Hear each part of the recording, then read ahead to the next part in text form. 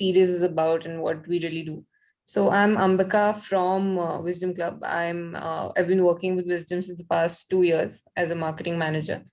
And since the start of the co-working space in August 2019, we've kind of made sure that along with offering workstation solutions in GK2, where our center is, we also have a very thriving community culture. And in order to kind of add on to that, we started the startup series with Ashish Mittal, who's also on call with us today. He's our incubation partner and he's the founder of Turning Ideas. So, along with him, we do these sessions at least once in 2 weeks. Pre-COVID, we used to do them offline in the GK2 center, wherein we'd kind of have a guest speaker and we'd touch upon the various aspects of becoming an entrepreneur. And now, of course, we've taken an online route because the idea is that the learning should never stop. So, we've been hosting these sessions for a while now. And this time around, we particularly wanted to focus on skill development and we were able to collaborate with Toastmasters. So a lot of the team members are there as well on the call. And today we particularly would be focusing on becoming pitch ready. So basically, it's a skill development session where you kind of learn about how you pitch your ideas to investors. So that's a very important aspect that we really wanted to touch upon. I'll give a brief overview of our guest speaker, Mr. Uma Shankaracharya. He's a recruiter turned entrepreneur with over 17 years of professional learning experience. He's the co-founder and CEO of StartupJob.in, a dedicated portal for startup and SMEs. So, Mr. Uma Shankar, if you can, I have you, take this session forward, it'll be of great help. Thanks a lot. Thanks a lot for the lovely introduction. So we have got 16 participants. Good to see that. I would, I'll give more information about me as an entrepreneur. I started with the corporate as a recruiter. I was in HR and I used to do hiring for my living. Rather, I used to talk for living. The more you talk, the more candidates you can bring to the table and more joy. So that's what I wanted. I used to do for good 12 years. I was into recruitment, and then I did an executive MBA from IIM Lucknow. And then this chemical locha happened with me. I got this great overconfidence that now I can become an entrepreneur and now I can conquer the world. So that was way back in 2012. I was a recruiter. I opened a recruitment consultancy, as easy as it gets. The skill which I already had, I used it for my first entrepreneurship experience. Thereafter, I started three more companies. One is a job portal, startupjob.in, which is again an offshoot of the skill which I had as a recruiter. It's a job portal. It's a kind of backward integration. For a recruiter, job portal are the source from where we get our raw material, the candidates or the resumes. So I thought that I should get into the backward integration. I started a job portal. In addition to that, I also have a health and wellness training company known by the name of Nirvana, where I am a partner. My friend, school friend, is a trainer, and one NGO, Physical Education Foundation of India. So that's what in last 8 9 years I have been able to experiment with. It's all in work in progress. Few successes, many failures. As part of every entrepreneur's journey, I have also tasted. So today's session is all about my experience as an entrepreneur and few tips over a course of time I have acquired. I did double MBA in fact. But entrepreneurship is not what we learn from MBA courses. It's management, and entrepreneurship and management both are entirely different. Management is about managing the operations, finance, whatever we are doing, but it's about management. Entrepreneurship is passion. Entrepreneurship is pagalpan. It's entirely different. These are two different things. So we learn by mistake, we learn by experiment, we learn over a course of time, and that's what my journey has also been. I'm not perfect. My talk is just an opinion. The accumulation of the experience, the accumulation of the failures which I had so far, and many more I'll make, I mean, for sure. So this is what I wish to share with you. Before I begin, I would be really interested in learning that what are your expectation as an audience? What do you think that what I should tell you? I would request for few members to unmute themselves and share with me that what they need from this session, what they are looking forward to. Anyone, please unmute.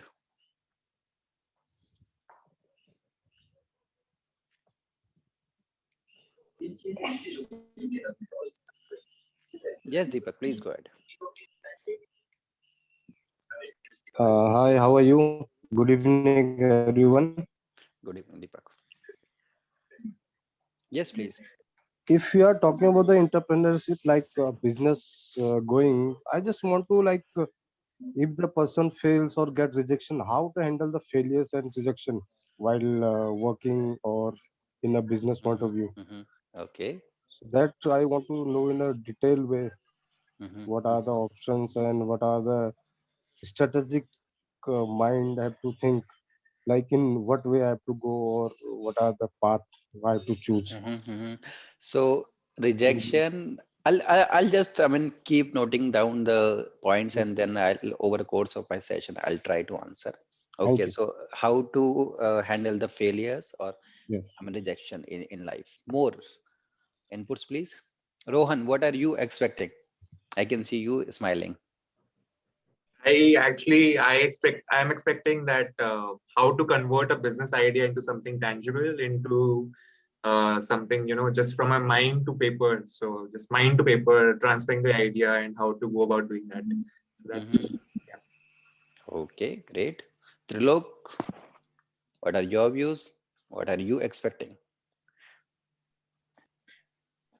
I'm also thinking the same what Rohan is saying there. That what are the things which are required to bring the idea from the paper to the ground. Okay, okay, okay. Any person would like to know about anything about pitching, about funding, about money? Anyone interested in that? Yeah, hi, this is Pramod. Yeah. Uh, so back at Intel, when we used to say ready to pitch, we would be talking about the 3330, that is 30-second, 3 minute, and a 30-minute pitch, which we would be kind of anytime ready with, be it any topic that we would like to choose on. Okay, Right. that's from the technical side of things. Now coming into reality, I tried utilizing this particular skills and translating it. So I also went through an entrepreneurial journey. So way back in 2009, I was heading the technology piece at Intel. Before I moved on, I was the worldwide subject matter expert for a technology called Intel Active Management Technology, and basis that this is on remote manageability and all that kind of stuff. Absolutely a game changer in the industry to be, and had the best of wigs along with me to support me. But unfortunately, our biggest challenge was the pitch, which would actually get funding.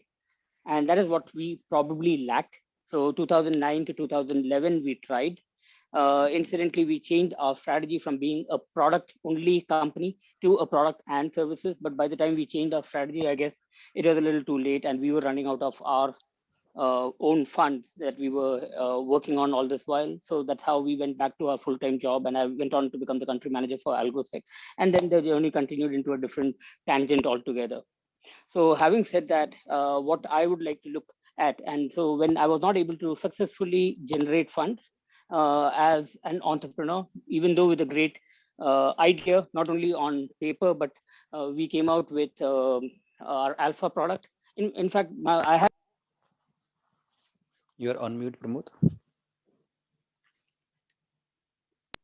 yeah, Yes. provided I get my product up to beta, and I have two beta OEM customers. So I had OEM customers like Adiro Systems and HP who were vouching for my product. But the only thing is to develop my product up to beta, I could not manage. So that is where I would be actually keen on looking from this particular session on how I go about raising funds. And for this particular exercise, actually, I went a little further ahead, and now I run a couple of banks myself. So it's a different side of the game that I'm on right now. But I think it'll be very helpful for people if they got to know how best they can, convert an idea and make it sellable. Mhm. Fantastic to have you here in this session. And I'm sure I'll also learn a lot from you, Pramod. So I'll keep on coming to you for the inputs also. So Ashish is also here. Ashish, are you able to unmute yourself? Hi, Umashankar. Hi, Ashish. Apology, I still wanted to join the session. Unfortunately, I'm down with COVID, Oh, but I still wanted to join and didn't want to miss the opportunity of hearing you. So I'll not speak a lot today. Apology for that. I've requested both Rohan and Ambika to actually moderate today's session. But broadly speaking, this is a series where we expect a lot of early stage founders to come, and we have done similar sessions in the past called Art of Fundraising. The objective here is most of the founders do expect how to go about and go pitch to an investor. We being our early stage investors ourselves, so we have been investing into early stage startups. The portfolio stands over 15 companies today in last 10 years. So the focus is more around viability of the idea, scalability, and uh, for me, when I make an investment decision, for me, the biggest decision maker is more centered around the founder themselves. So I bet too much on the founders. So I think if you kind of cover all those aspects about what a pitch should ideally look like and do's and don'ts, I think that will be interesting. thanks a lot, Ashish. This is called commitment. Despite of what may come, you are here. That's the kind of commitment I also aspire to have in my life.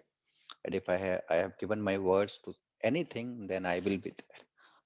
Thank you very much, Ashish. That despite of you being unwell, you are here present. Great.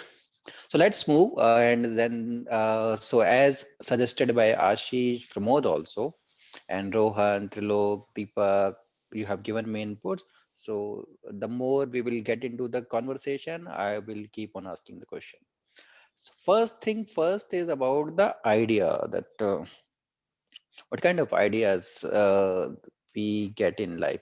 So I personally feel that each one of us who is observant enough can able to identify the gaps in life.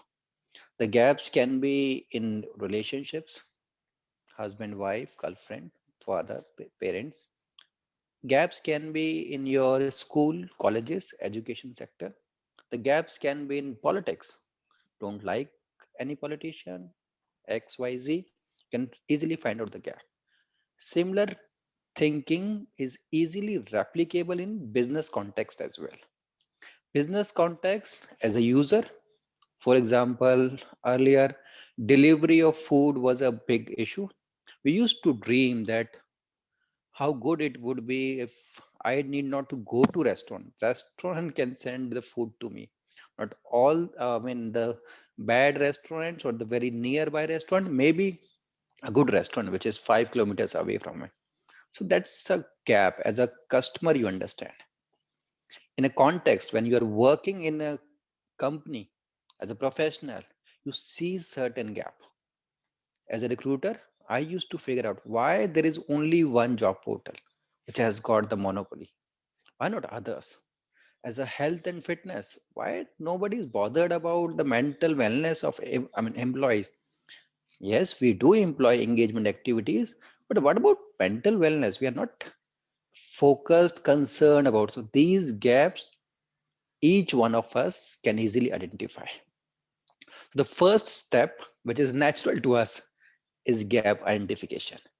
We average person with a good average IQ will be easily able to figure out the gap.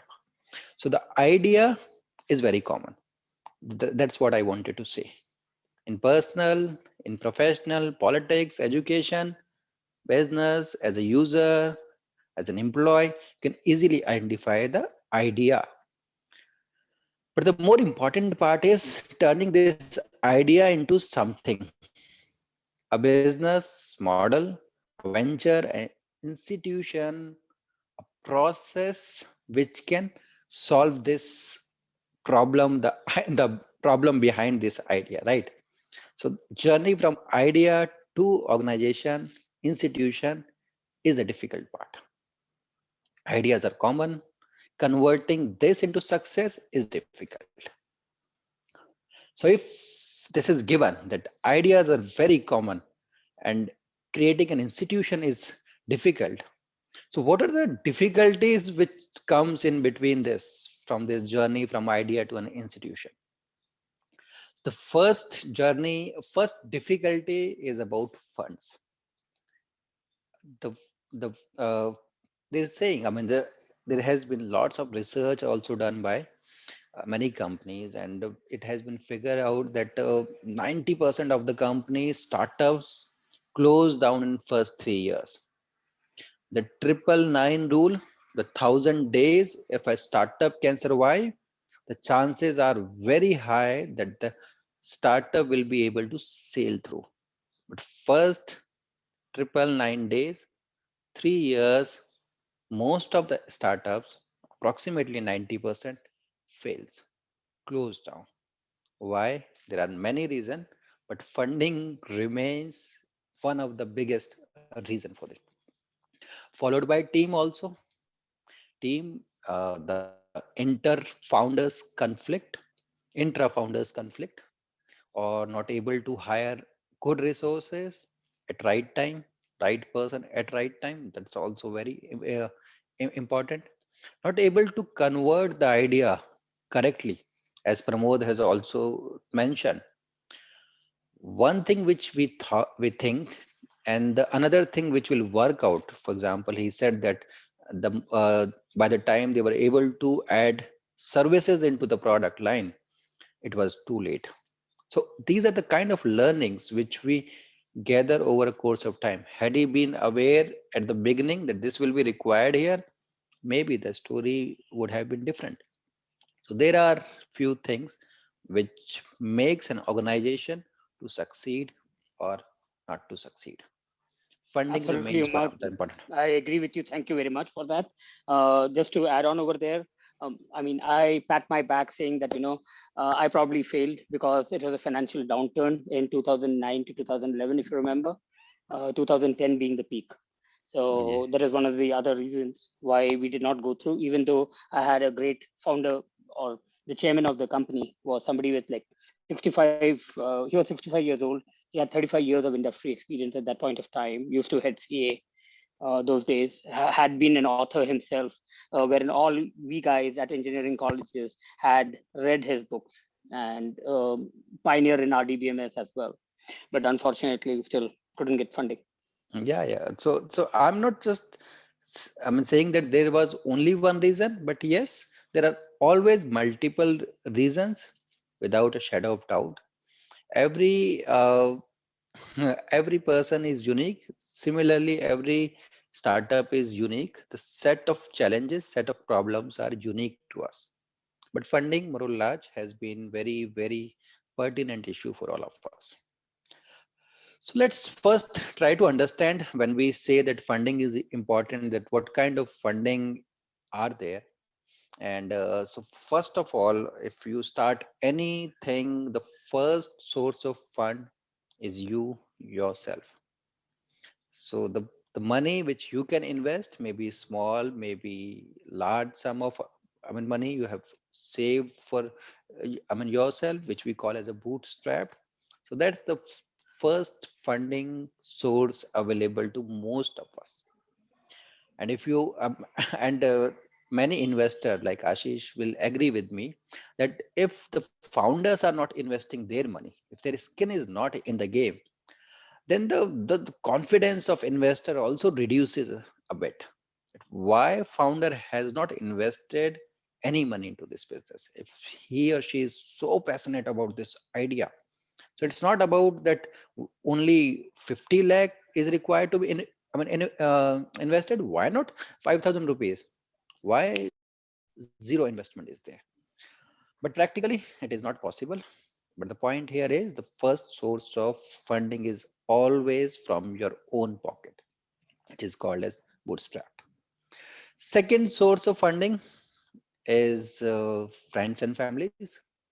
So you have a group of friends, you have family member, your parents, brother, sister, shared passionately that this is the pain point I have been able to figure out, and then I'll make this a unicorn company, and I'm going to kill the market. And then they are friends, they are family, they trust you. Just idea, they trust your idea, and they are willing to offer you, okay, take 2 lakhs for me, do whatever you wish to do. I don't understand your business idea or problem, whatever you are saying, but you are my friend, I'll give you money. Friends and family. The third F is fools. They are neither family nor your friends, but they are from your network, and somehow you have been connected to them. So friends, families, and fools, they are the first investors in your business, apart from your own money, right? So if you go beyond this, then the third category of the investors are angel investors. They are like angels. They are there to make your life good. They are there to make your problems go away. They have got a magic wand with them, and they just touch your startup and it will become unicorn. That's what the dreams are, but that's not the reality. But yes, that's what the intentions or the angel investors are supposed to be. So they are the third category of investors, angel investors. Typically, once they can come at any stage. If you have just an idea, you're thinking about something, so angel will be there. They'll give you some small amount of money. When I say small, it can range from 5 lakh to 5 crore. But the point is, in the context of the idea, the business impact you can have, the amount will be smaller because they are early risk taker. So they would like to reduce the probability of losing out the money on your idea. They are not your friends, family, and fools. They are from outer network. So the degree of trust will be limited also. If you go along friends and family, then your angel investor, then come your seed fund. So seed funding is typically by angel investors, or it's by VCs also, and they give you larger share of money, larger amount of money, and they take some equity share also. They give you more money to invest into your business idea.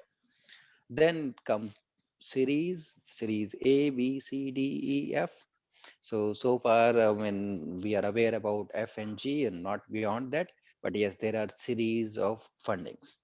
The ultimate aim for a startup is IPO, and there are very less startups in India which have been able to convert into IPOs. But yes, I mean that's what many startup aspire dream about, that one day they will encash with an IPO. Zomato is planning for the IPO, and Info Edge, the parent company, the investor in Zomato, they are very serious about it. They were the first internet company to have an IPO in India, if I'm not wrong. So this is what the investment types are available in the in the context of startup world. So I have prepared a PPT also, because I'm not that handsome that you will keep staring my face. It's better to hide behind the PPT. So let me try to share the PPT also.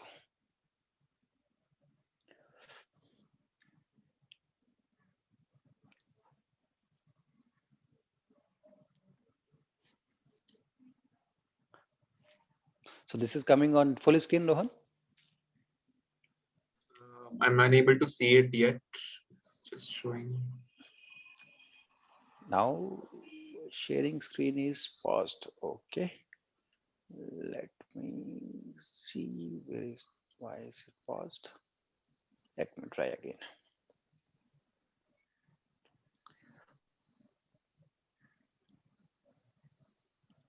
So, Umashankar, this is Gopal. Yes, Gopal. So, before we start talking more about the funding, Mhm. I would like to take you a little backwards, like as you were saying that the first step is to find out the gap identification, and the major thing is like germinating an idea, Mhm. right? So idea is the first form. The funding is the second step. I would Yes. like to focus more on the idea. Like when we say that idea, of course there are so many ideas which can comes and goes, but any idea which we have to finalize, like for any idea there should be some mm, desirability for that idea in the market, feasibility and the viability. How do we check that Mm. whether the idea which we are proposing or which we are going with has the desirability on the market, feasibility in the market, viability in the market? How do we filter that? Mhm. So the easiest way of doing this is to create an MVP, which is minimum viable product, and sell it to few customers. If you're able to sell it to 5 clients, then you're good. If you're not able to extract a single penny, it means the idea may not be good.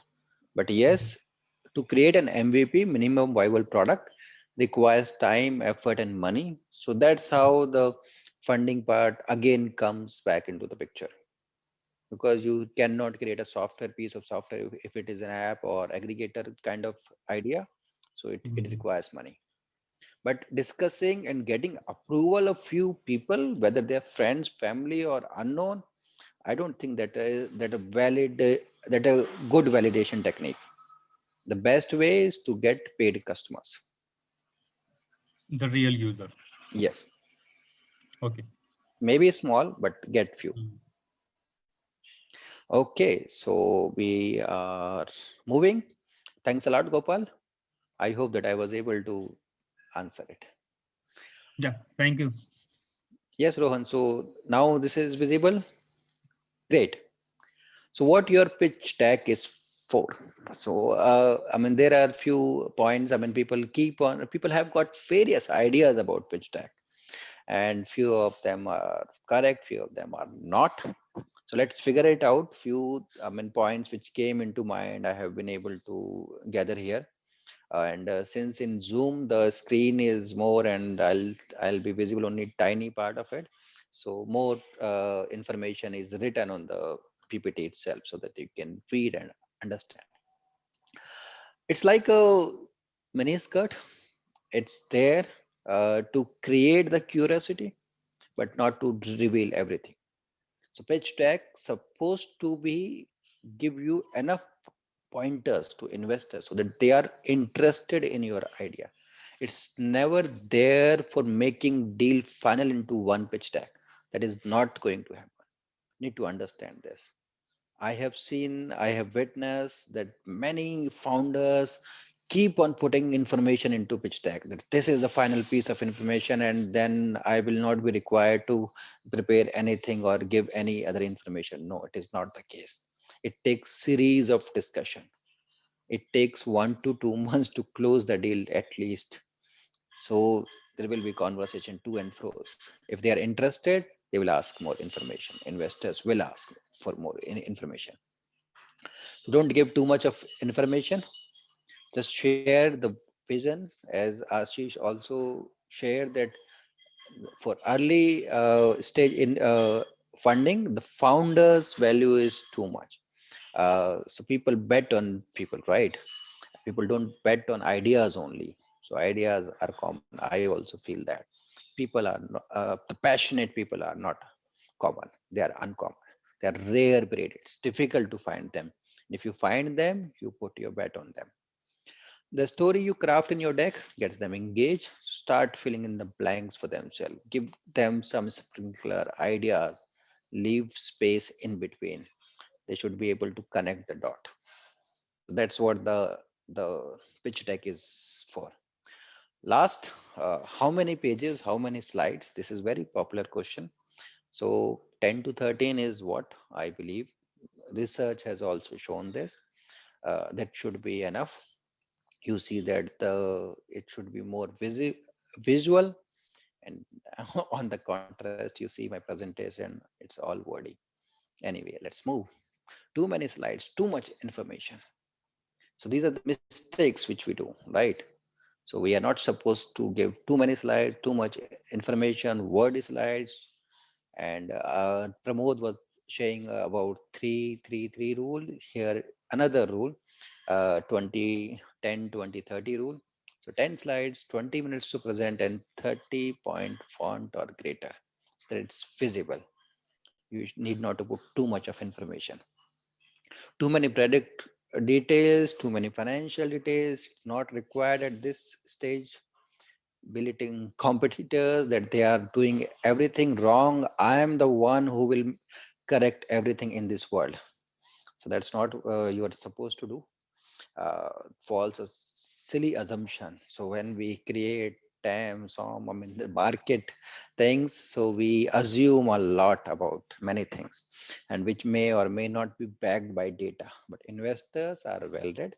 Investors have got their team also, so they do the research before getting into. And if you go unprepared or you just make false promises, it will be easily get caught. False confidence and arrogance.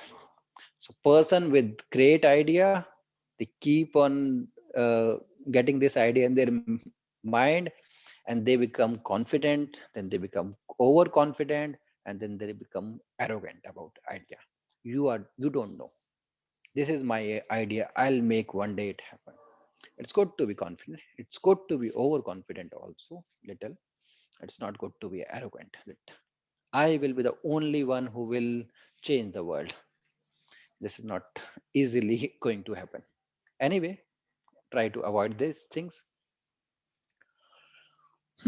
So now this is the most important part of my presentation, that what are the things which we are supposed to have in our pitch deck. Elevator pitch. Elevator pitch means very small thing which an investor can understand. Okay, this business is about this. Momentum, traction, expertise. So Gopal, I just shared that create your business MVP, the basic product, show this that some sort of momentum is already there, some sort of traction in terms of customer, in terms of user, in terms of website hits, anything which is relevant is already happening. Then talk about market, that what kind of market size is there. Don't define it too narrow and don't define it too broad. For example, if you're going to open a I mean, the office is in GK, right?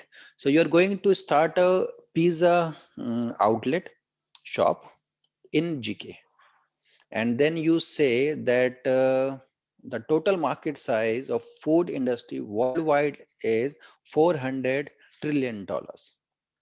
If I take 1% of this $400 trillion, so it will become $4 trillion. It is not going to happen.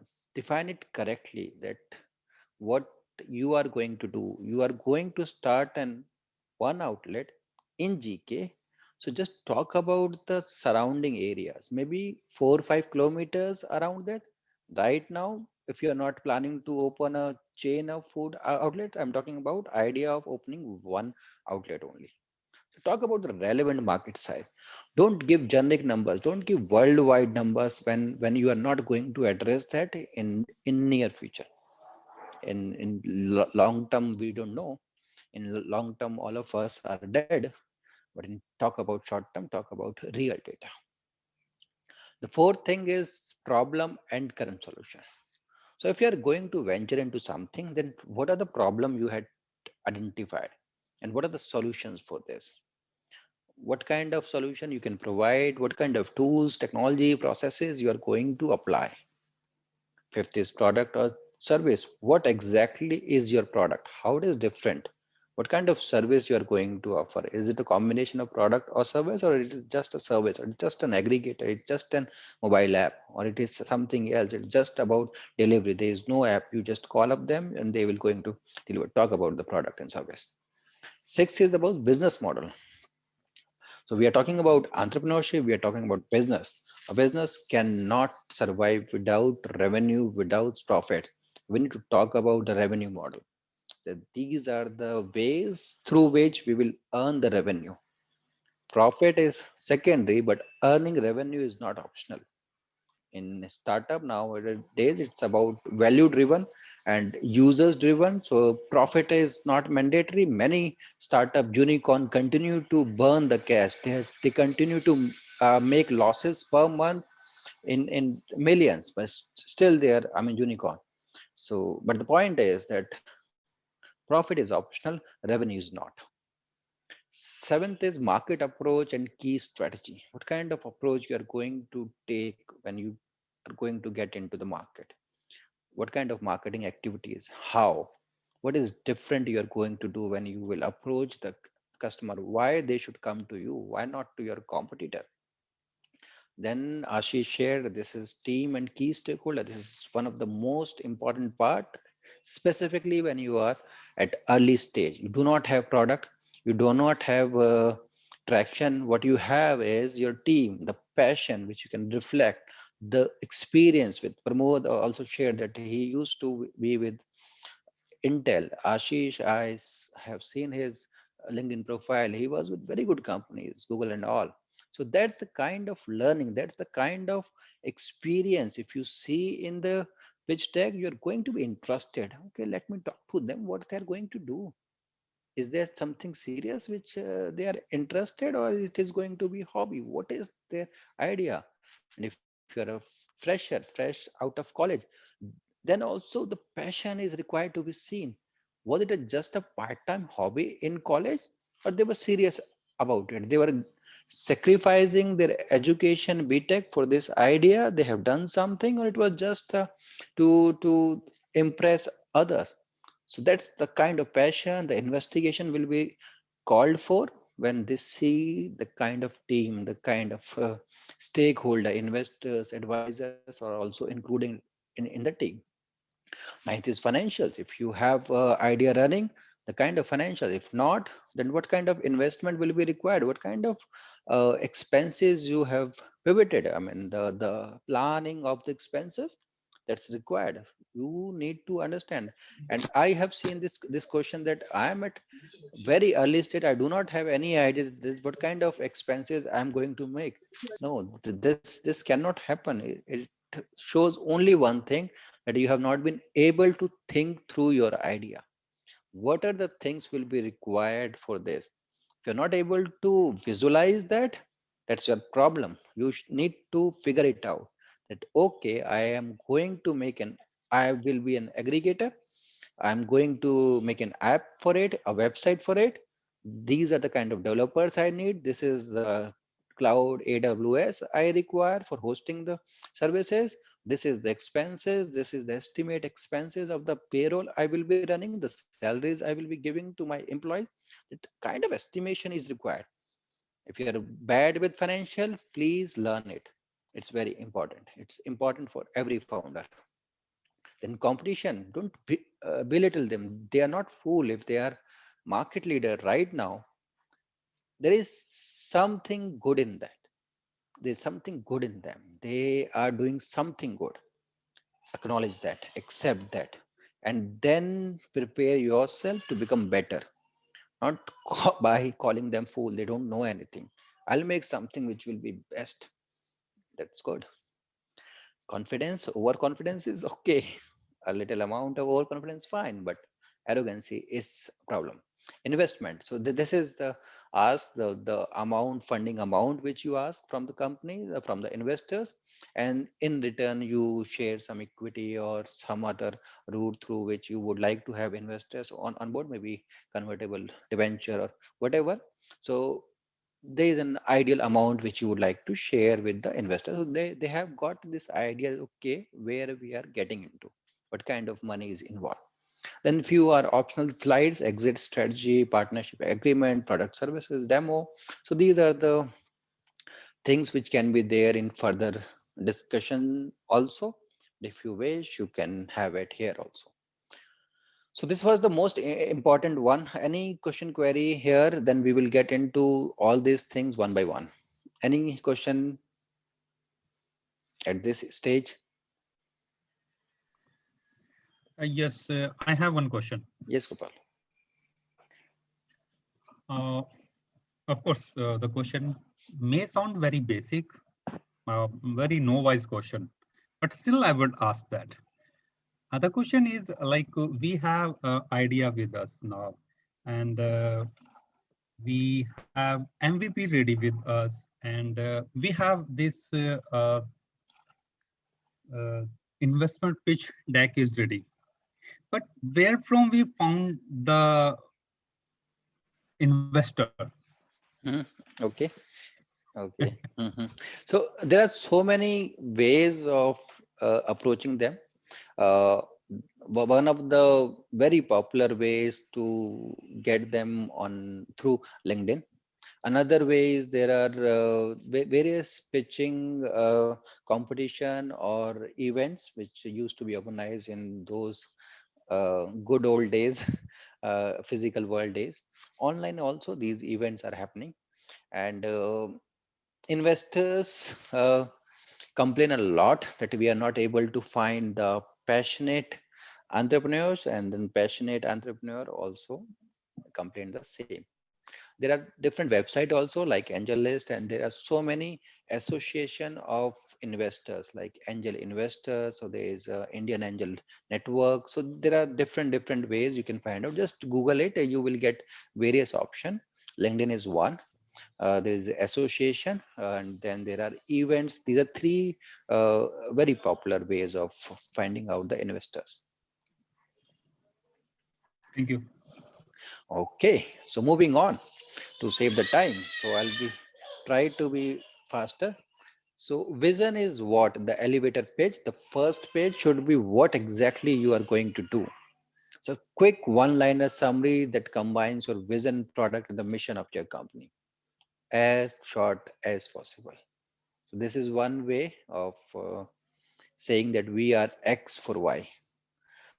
Uh, People who have got some sort of experience with the education industry, they will appreciate this thing that children or adult also learn by relating the thing. The information which already we have, if we relate new information with the existing information, we'll be able to understand more. So if you know about Airbnb, if you know about Starbucks, then you say that we are similar Uber of this thing. That's a one way of saying, but the point here is try to make it short, one liner, simple, that what exactly you are going to do. Second, traction. If you have got MVP, if that is up and running, show them early traction. What kind of early customers you have, what kind of sales you have been able to make, what kind of money you have been able to make. Do you have any long-term contract? Uh, if you are a website and you're primarily internet company, then show them the numbers, the monthly active users, returning users. So these are important factors. What is the acquisition cost of, or what kind of average revenue they are giving you over a course of a month, week, day, whatever is the metrics. You decide, you understand your business, but it will give them confidence if you show these things. So early traction. Market opportunity. So define your market. I give you one example. Don't try to make them fool that this is you will show them a very big number and just take 1% of it, and then this is into billions. Oh yes, I'll be earning in billions. They're smart. They are there for I mean reason. They are making money. They are intelligent. They will understand. So try to be realistic. There is few technical terms, TAM, SAM, SOM. Google them, understand them. That what is total addressable market, SAM, SOM. I mean, what are those things? They understand this language. You also talk in the similar language. When I say they, it means investors. Define your market size, customer, what kind of customer you are targeting. Try to be specific. The trends, if you say that I'm getting into food industry, then show them that what kind of growth food industry is seeing in last 1 year, in last 10 years, what kind of overall growth in India or in GK the food industry is witnessing. So that's kind of macro level trend you will share with them. The data is available through various kind of research reports, which is paid and free also. Then comes the problem, the idea which about which you are so passionate. Then share that this is what the problem is. This is what I have been able. It will be good if you can use storytelling as a technique. Tell them that you were going from the market, you saw this, and then I thought that this is the kind of problem, the storytelling art of sharing the problem identification. Then what are the current solution, current alternatives available to address this problem, which are inefficient, and you have got something which is more efficient than the existing ones. The problem, current solution, and what is your idea and how it is better. Storytelling is a good way. Product and services, then exactly, if you have got idea which is more efficient, which is more better, which is more productive, then define it properly, how you are going to do it, what are the ingredients into this to make it a success. Is it only product, is it only website, is it services, it's a combination of what you are going to do, how you are going to do the story of it, images, visuals. If you are already in action, show them this is my website, make them log into your website, let them figure it out. This is what I have been able to make. Just Pramod, you wish to share something?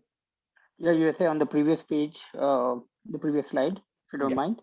yeah, please. Yeah, on the current solution, I would not prefer to talk about what they're not getting right or doing wrong. Rather, I would like to put it in the more positive side and say, how is it that I am different? It could Yes, mean the same thing, but don't give negative feeders to your investors at any given point of time. That's yes, my and two clips over there. yeah, and we human have got this tendency of criticizing everybody, and we are not satisfied with existing player, so we focus too much on their weaknesses. That's what they are doing incorrectly. Rather, as Pramod is also saying, talk about your strength, and this is how I'm going to do it in a better way. Forget So, about your competitors.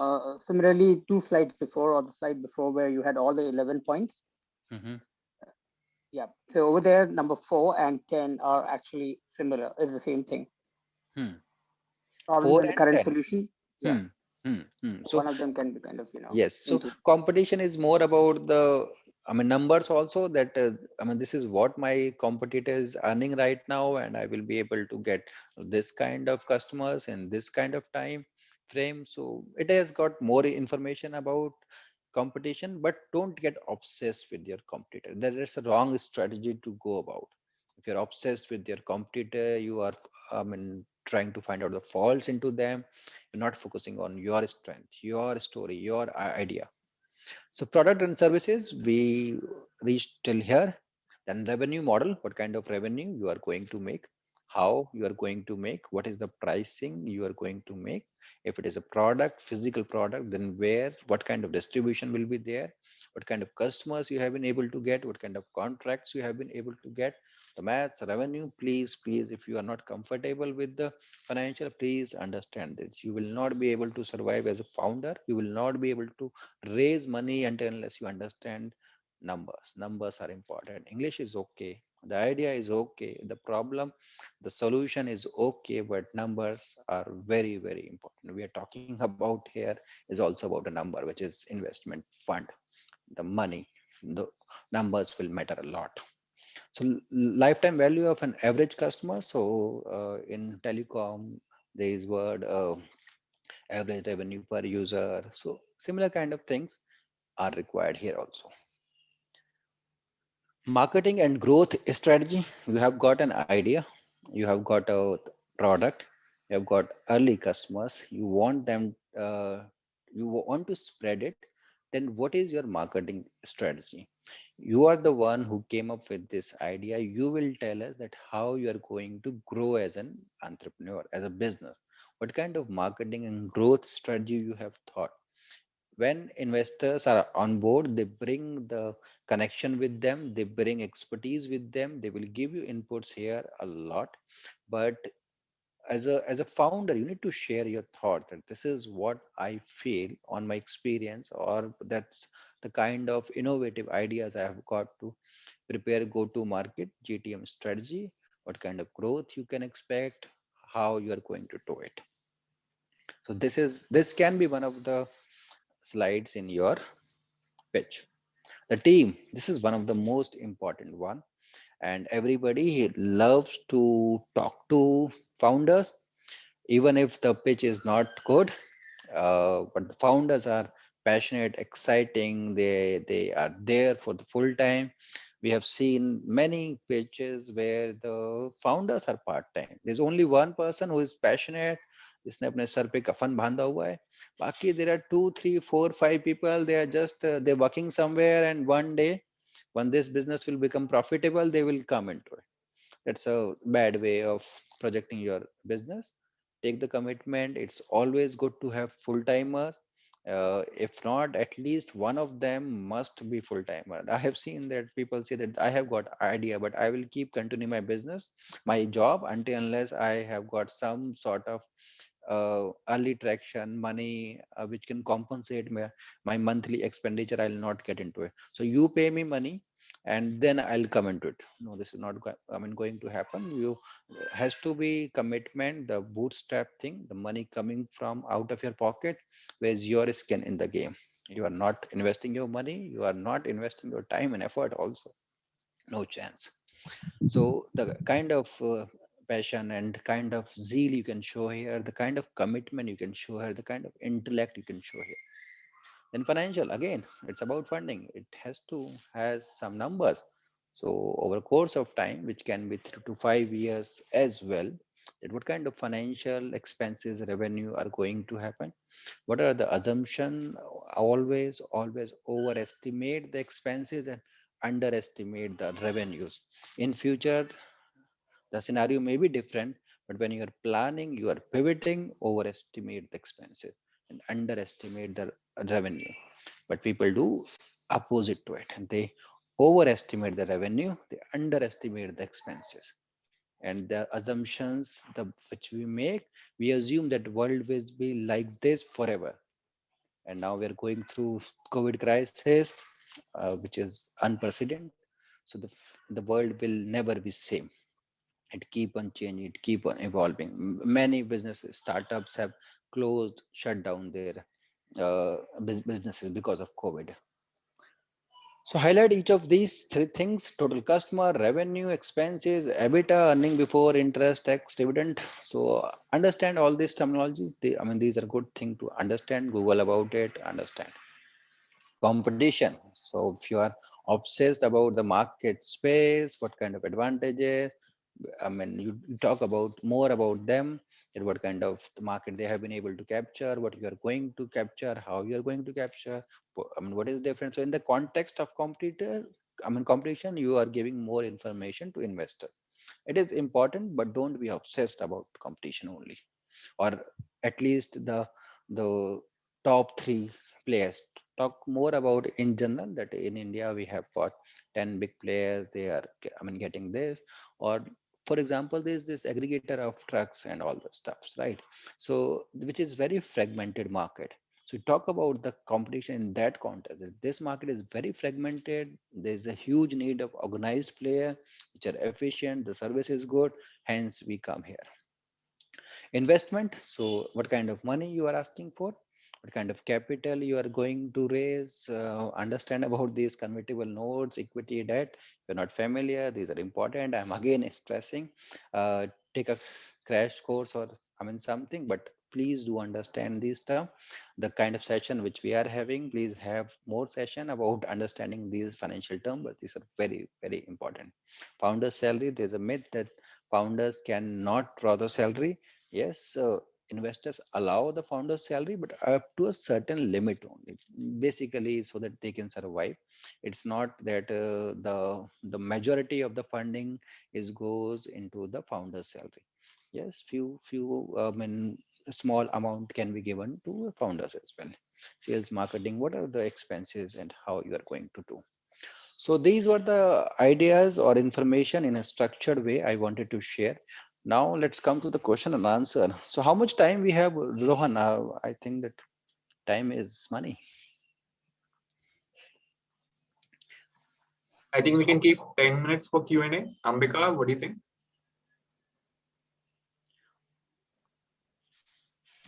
Yeah, we can, start with the Q&A.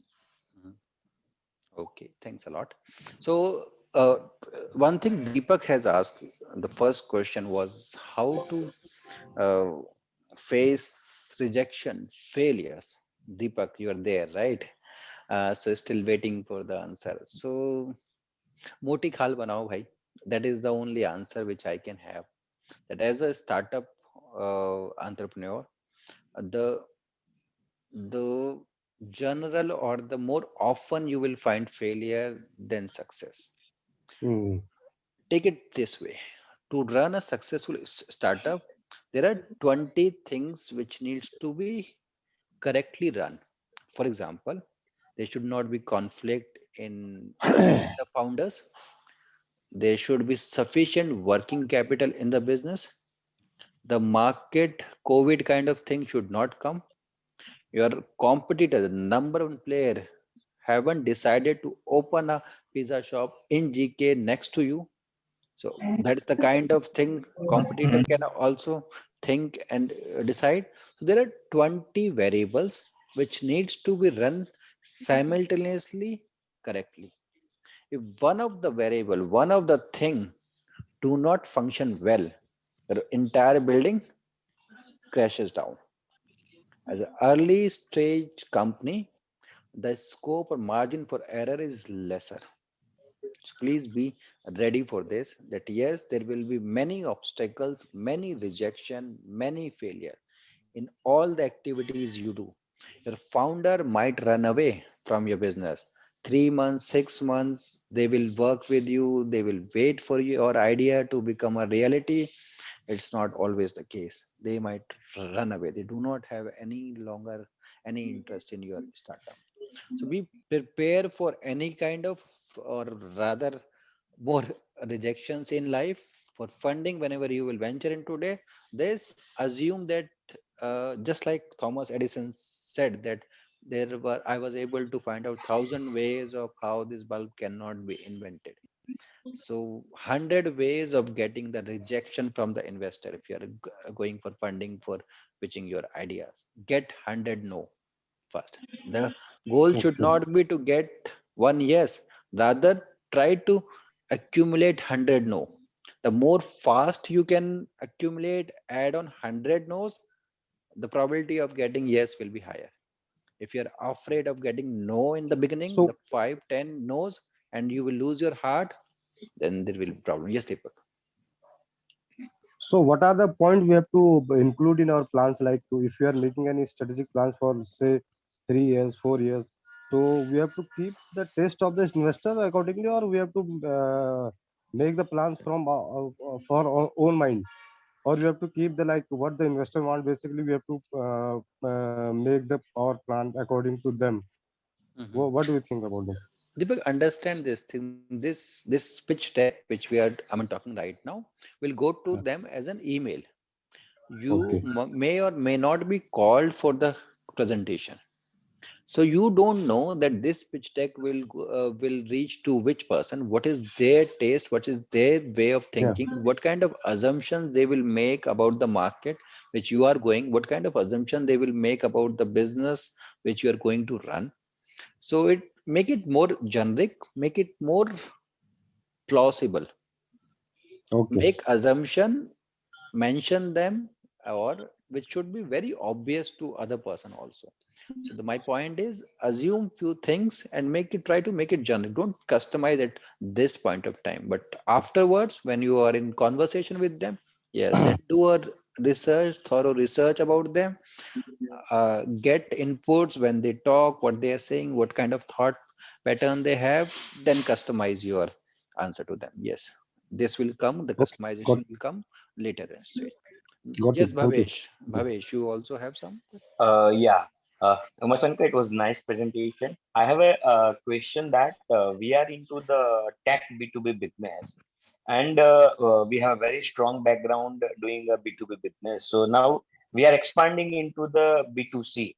So when we are pitching for the B2C, so the for the B2C business track record is like just a 1 year. It's a new ideas, but the B2B is like almost 10 years old business, and it's running very profitable way.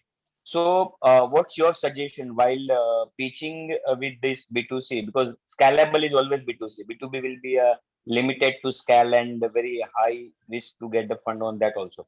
So how it can be highlighted into the pitch deck that we are also the to business of B2B, and we are going to with the B2C, and we are looking for fund on to B2C. So what's your thought when you are it's industry is the same where we are in B2B, we are expanding same into B2C. What do you do? I have a entire ERP system for education ecosystem for the universities. So we do a higher education governments and universities entirely. So we have a very big level of B2B markets of last 10 years. And now we have a start entire B2C. That's for entire e-learning education and digital education. And we have a two algorithm on patternized on that. So we are now highlighting and we are focusing on that. So my 2 cents would be, my opinion will be, since you are into a business for last 10 years, I'm assuming that it's been profitable. That's why you are into this business for last 10 years. So you have a certain money fund available to you. Again, I'll go back to the same answer which I gave to Gopal. Create MVP, get early traction, get few customers, B2C, few customers by yourself. Don't say that, yes, I have got this expertise of last 10 years, I'm going to replicate into B2C, but you give me money, then I'll develop the website or whatever is the MVP in that context. So my thing will be, invest some money from your pocket, make MVP, get early customers, maybe 1,000, maybe 10,000, whatever is the context. Get some money from their pocket, paid customers. Then free is easy. Anybody can get free customers. Get few paid customers, maybe 5%, maybe 10%, but get some, the premium customers. Then it will be easy. It will be convincible to the investors also. Okay, there is this person who understands this education industry. For last 10 years, he's into this industry. B2B, they understand well. They have been earning. B2C, they are trying to venture into it, but the scale is very large. There are billions of people on this planet. They're trying to reach, they need more money. The faster they can grow, the faster they can reach out. So I think that should be the chain of thoughts, that create an MVP, get early customers, convert few into paid customers, and then go to the customers, investors. Okay, good. So my like we have already invested our money. We developed entire portals and free customers we have now. So you mean to that? Let's have some paid and on pitch only need to highlight B2C. No need to require go for the B2B highlightation into the pitch. That was my major concern. No, My question. founders are always the biggest part when it comes to funding. When you say that I'm the founder, who are you? I'm the one who is running this business into B2B model. I am the one who is going to make it success into B2C also. So if you give that your experience, your expertise, and the kind of business you have been doing, the ERP, where it was selling, so you can cross sell few things. Maybe if you have sold this ERP to schools and you are going to target the school students, so maybe there is some way to cross sell through school as well. You are going to make this compulsory for the school children in that particular school, and school will also get some sort of commission, some sort of incentive. So that's kind of thing which may or may not happen, but yes, investor will also will able to fill in the blanks. Even if you do not tell them, they will be able to fill the blanks. Yes, it's possible. All right. Thank you. Pleasure, Bhavish.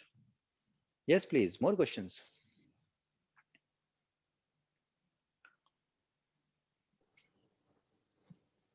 Hi, Umashankar. This is Nikesh Agarwal. Yes, Nikesh. Yeah, thanks for a great session.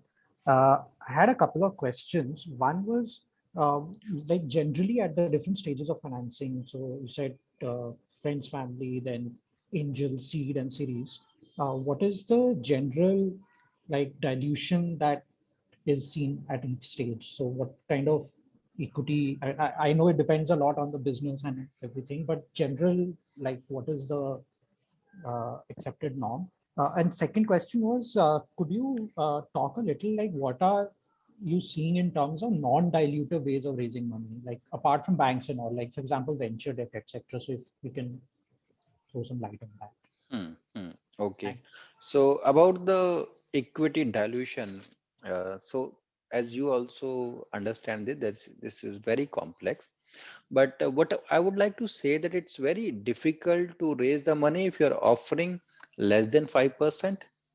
And as a founder, we would not like to give more. We would like to keep it minimum. So maybe the range can be between 5% to 20%, maybe 15%. That is the range which I think that is important. Less than 5% or maybe 7% is difficult to get investors on board. And I'm talking about the early stage investment, and maybe Ashish can throw more light into this because Ashish has been into investing for a long period of time. Ashish, are you there? Yes, Uma, I'm there. So, Yeah. Nikesh, hi Nikesh, how are you doing? So Yeah, Shisha, good things. good. So I think it's fairly open statement. I've seen a lot of style. It depends on what stage you are when you're actually doing the friends and family, because typically friends and family is done at the ideation stage. So you as a founder is not kind of aware of what the valuation is. So and I've seen a lot of times founders actually shelling out a very large percentage because they don't realize what they're getting into. And on the other side, there have been instances where they've given very less for the money and they were not able to raise subsequent round at a fair valuation. So what has worked nowadays, Nikesh, is an instrument called SAFE, which Yeah. essentially is and SAFE notes, which essentially is a mechanism where you offer all the FNFs, friends and families, a discounted valuation. So what you say is, I'm raising this money, and whenever I'm going to raise a formal institutional round or a formal round from angel investors at an X valuation, I'm going to discount that valuation by 20, 30, 40%, whatever that be, or the minimum valuation will be this much. So that is a very safe way of actually getting into early stage investments. Ashish, Thanks. I mean, what about that question that for seed or angel, I mean, round, what kind of equity dilution is there typically? I think we as investor would love to get maximum out whenever we actually invest. But having said that, I think typically the dilution will be anywhere between the range of 10 to 15%. That's the minimum which any investor would actually think. Hmm. Yes, yes. So 10 to Early 15% is stage what investment, experts say. especially in the early stage investment, anything less than that doesn't make any value for the investor. Mhm. So this is very I mean, important query. So Pramod, what's your experience into this? Because this is very, I mean, subjective also. So let's try to get more experiences. Pramod. Yeah, so basically, what Ashish said, as an investor, when I'm looking at it, as a banker, I would like to see the maximum buck coming out for the bank from an early investment stage. Mhm. Uh, yeah, but there is no specific fixed quantity or quantum that you can look at. It all depends. It's like a sales and negotiation. You know that your product is worth this much. It all depends on how you pitch it and how you're able to negotiate and sell through with the solution with your investor. Yes, yes. And Nikesh has another question that what are the other ways of getting the fund? So you have got experience of banks. So Pramod, what kind of instruments or ways are there through banks we get the money for a startup? The funding is not easy because tangible assets are not there. The cash flows are not there. But what are the other ways of raising the money? So basically now with the government supporting, there are these MSME schemes which are available. That is something that people can really look into. I believe Nikesh's business is already into something to do with that. Am I right, Nikesh? Yeah, right now we're in the hospitality business, so uh, running a bakery. Actually, I was more interested to know about like options like venture debt, so which is like non-bank but still non-dilutive. So if you have any ideas about that. Pramod, Ashish? Nikesh, normally early stage, people would not get into venture debt. Okay. Venture debt are typically done on proven ideas where you would have raised a couple of rounds before, and now you need the money only to scale the business. Because debt Okay. anyway is a safer instrument when it comes Yeah. to fundraise. So, Nikesh, at early stage, my personal recommendation is not to go for that. It sounds that I would like to keep all the equity with me so that I can grow this into a $1 billion idea. But uh, trust me, when you have the load of giving the EMIs per month, or you understand that you have got this amount of loan associated with you in business, the ups and downs and the sleepless nights you are going to have is too much. For early stage, it's better to go for equity route. At later stage, when you have got stable cash flows, the revenues are there. I'm not again talking about the profits, but revenues are there. Then it's easier to plan out for the EMIs or how you're going to return the debt. But early on, debt instruments are very risky. It adds up more pressure in your life, and you are able to focus less on your business idea. So Guys, my suggestion. Great. for Thank you. everybody's interest, I put in a link on the chat window talking about what SAFE is. SAFE is essentially a simple agreement for future equity. It typically is done when the early stage investments or early stage when the founders are not sure of the exact valuation. And this is one of the widely used instrument nowadays for getting early stage investments. Yes. It's Thanks, and Ashish. Thanks so much. ESOPs also, I mean, has got this kind of thing that the employees will get share into at a discounted rate. So that's a similar type of thing that if you are trusting us at an early stage, the ESOPs employees who has got the ESOPs will get the share at a discounted price. So that's a I mean vesting period and all. I am sure that most of us are aware about that. Apart from that, there are various schemes. Startup India has got a scheme now. I mean, recently 1,000 crore has been sectioned for it. This money will be distributed through incubators which are approved and got enlisting by the ministry. And still, it's a government scheme, so the things are moving very slow.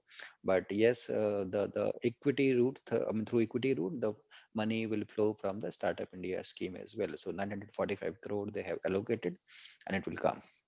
Another way is to apply for the bank. So there are various kind of corpus which has been created, and they are investing through different kind of channels. So in India, the focus is very heavily on the startup for a good 4 or 5 years. So Google it out, try to figure it out. That what are the other ways? What kind of government grants are also available? Figure it out in your industry. There are various kind of schemes which many companies, established companies like Intel does with the association with, I mean, various kind of companies. So just for example, Intel has got an association with IIT Bombay, and they are running a scheme for the startup. They pick few startup, they give them grant of around 10 lakhs, and they prepare them for the business and all. So that's an additional way of getting the money, the processes, the knowledge, and many other things. Yes, Rohan, you have some query? Yes.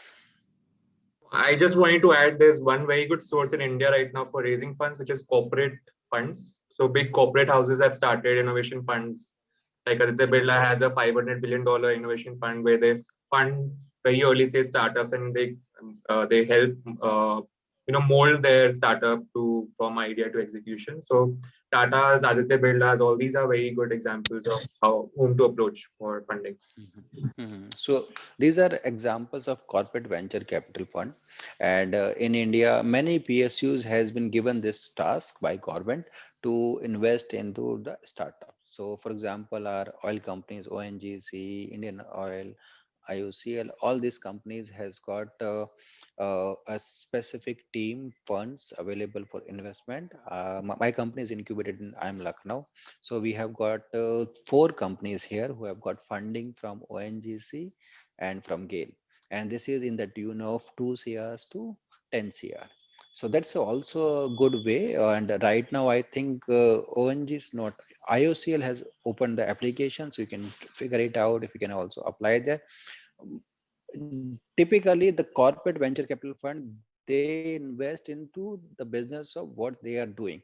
So their idea is that it's not easy to innovate in our company. We will be better off in investing into other companies. I'm talking about the private investors, private corporate funds.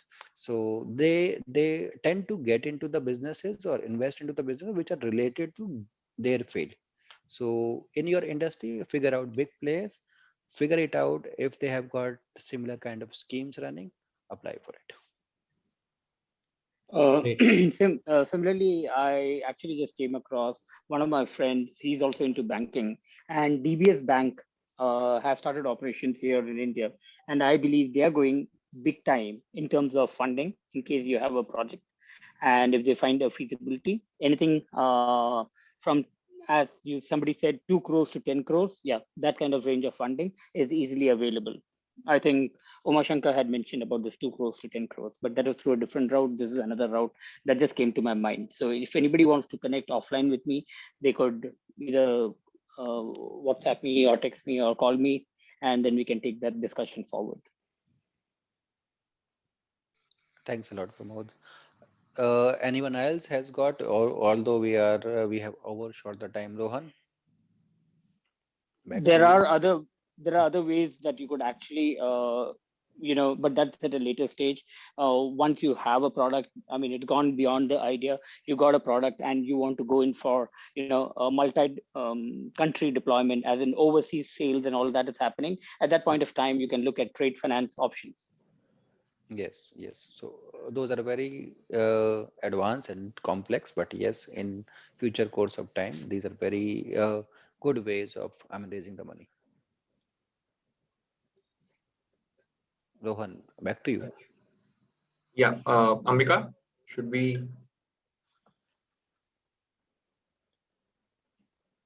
Yeah, I mean, any other questions by anyone?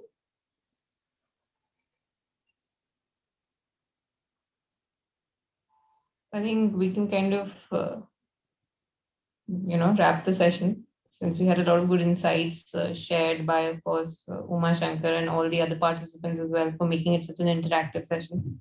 And thank you, Ashish, for joining it in spite of the illness. Hopefully you'll recover soon. So I think it was a great session all in all, and it's been a great collaboration with Toastmasters. Rohan, over to you in case you'd like to say anything as we wind up. Yeah, thank you so much, Uma Shankar sir, for taking the time out on a Sunday and delivering the session for us. I'm sure this was very insightful. It was for me, and I'm sure all the participants looking to venture into startups will get a lot of insights from this. So thank you so much for joining us. And hopefully in the coming sessions, we'll do a lot of deep dive into these individual sections that you mentioned, like financials or the different sections in our pitch deck for more insight into the dynamics of a startup. So thank you again, and thank you everyone for joining us. If we have any other queries, you can just follow up on the chat after the session, and we'll forward them to Uma Shankar sir or Ashish. Thanks a lot, everyone. It was a pleasure, and I have learned a lot. And whenever I keep on looking out for the opportunity, that's why I stress too much on the question and answer, because it kind of make you to think about new things and also get new ideas. Thanks a lot for having me, Rohan. Thank you so much. Uma Shankar, thank you very much for the lovely session. It was awesome session. I'm sure all the participants, including myself, we learned a lot from here. And I'm sure for the new kids on the block, this is going to be, it was a great session. And realize that your name actually spells out as USA. Yes, so this is Uma Shankar Akharia. USA is the short form of my name. This is one USP which I have created so that people do not forget me. Absolutely. Thanks. Hey, Ashish, thanks for joining in with your COVID. Get well soon. That's the best I can tell you, brother. Keep yourself positive. Keep talking. Whenever you feel like, give me a shout. Thanks, guys. Thank you, everybody, for joining in. Thanks, everyone. Bye-bye. Bye-bye.